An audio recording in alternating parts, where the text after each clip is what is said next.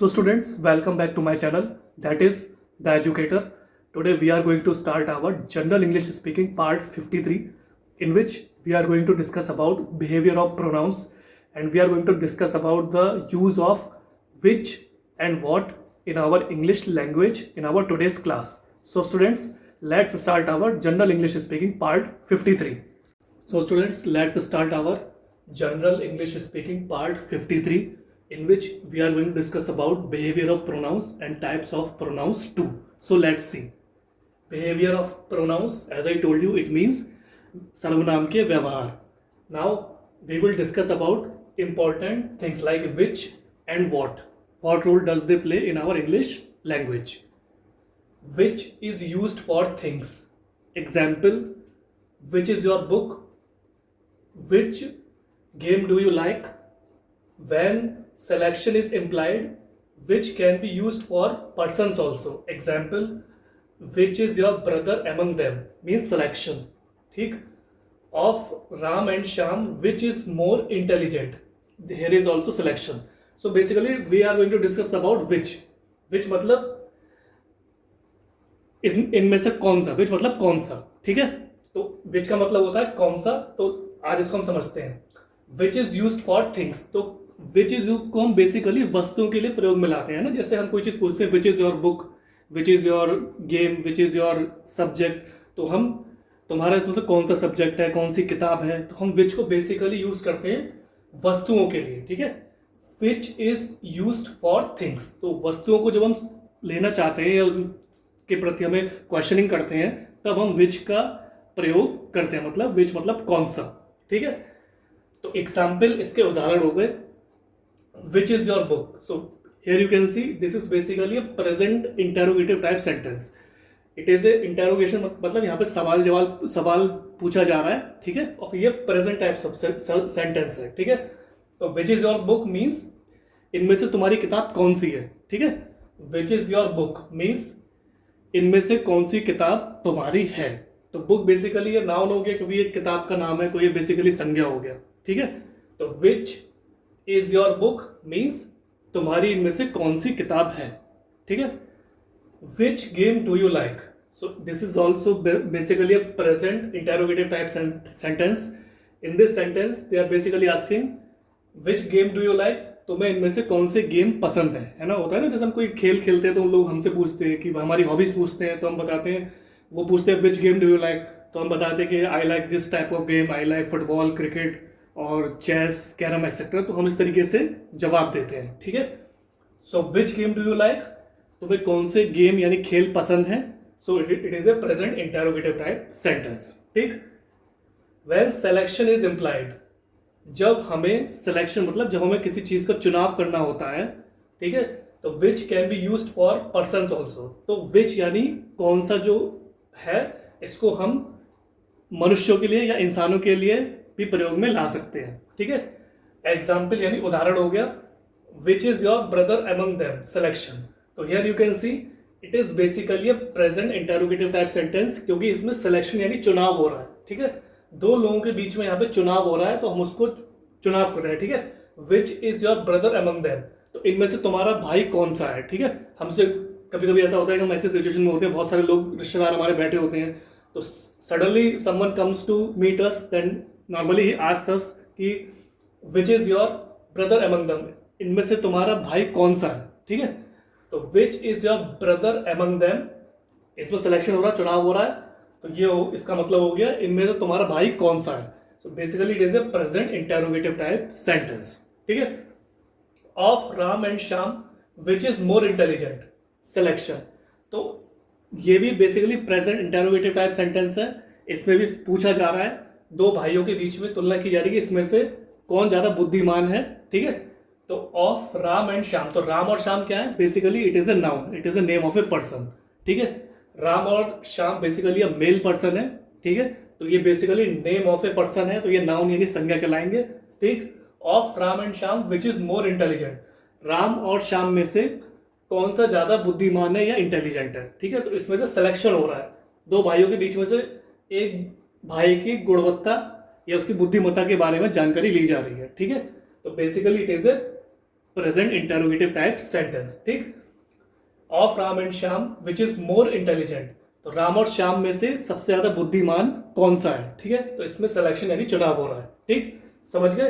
तो जब हमें सिलेक्शन इम्प्लाई करना होता है, जब हमें सिलेक्शन की जरूरत पड़ती है, तो विच यानी कौन सा, can be use for person also, तो कौन से यानी इसको हम पर्सन यानी इंसानों के लिए भी प्रयोग में ला सकते हैं, ठीक है। एग्जाम्पल में मैंने आपको बताया विच is your brother among them, इसमें चुनाव हो रहा है दो भाइयों के बीच में, ठीक है। Of Ram and Shyam which is more intelligent, इस पे भी चुनाव हो रहा है दो भाइयों के बीच में, ठीक है। Now we will move to what, ठीक है। व्हाट मतलब क्या, ठीक। तो अब हम व्हाट के बारे में जानने का प्रयास करेंगे। What is used for things and occupation, ठीक। Examples, what is your brother, here occupation is required. What is in your bag, here thing is mentioned, ठीक है। तो इसमें क्या होता है, what is used for things and occupation, what का मतलब होता है क्या। तो बेसिकली हम क्या क्या प्रयोग करते हैं वस्तुओं के लिए, और आपके पेशे या ऑक्यूपेशन या आप कोई नौकरी या व्यवसाय या व्यापार कर रहे हैं तो उसके लिए हम क्या का प्रयोग करते हैं, ठीक है।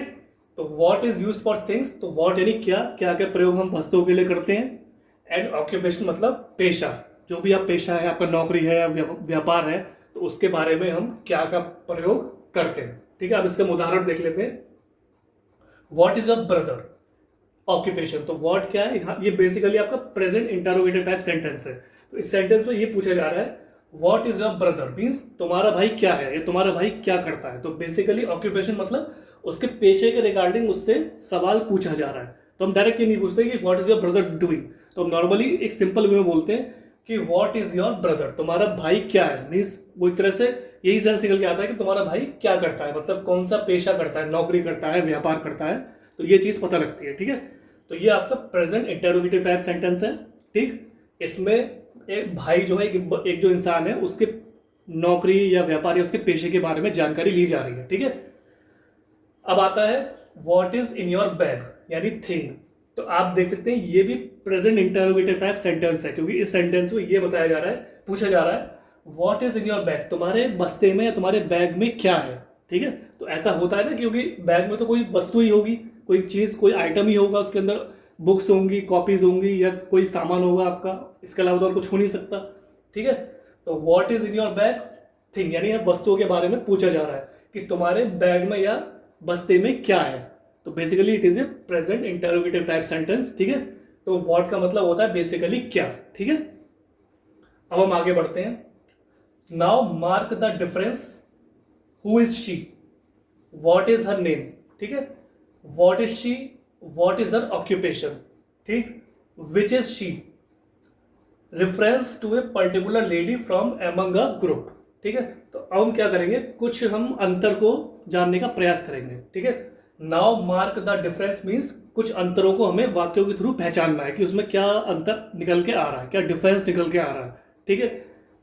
Who is she, what is her name, तो बेसिकली क्या है, ये आपका introduction type present interrogative type sentence, क्योंकि नॉर्मली हम कहीं जाते हैं, अब कोई हमसे हमारा परिचय मांगता है, इंट्रोडक्शन मांगता है, तो वो बेसिकली डायरेक्टली इस तरीके से पूछेगा कि हु इज शी, वह कौन है, ठीक है।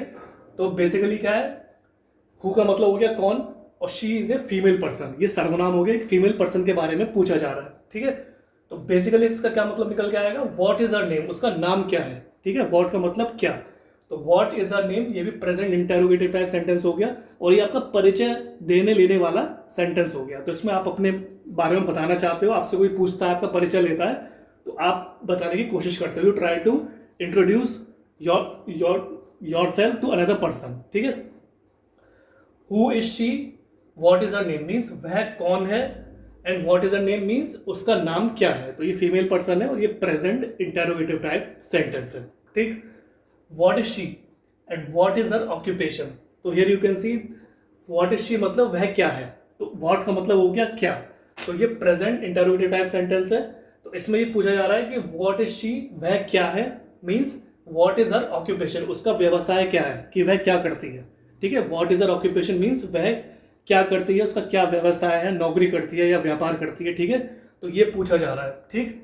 तो बेसिकली वॉट इज शी, वह क्या है, तो ये बेसिकली उसके बारे में जानकारी ली जा रही है. Another person is trying to take information of that female person from another person. ठीक है, तो what is she basically means what is her occupation, means वह कौन है.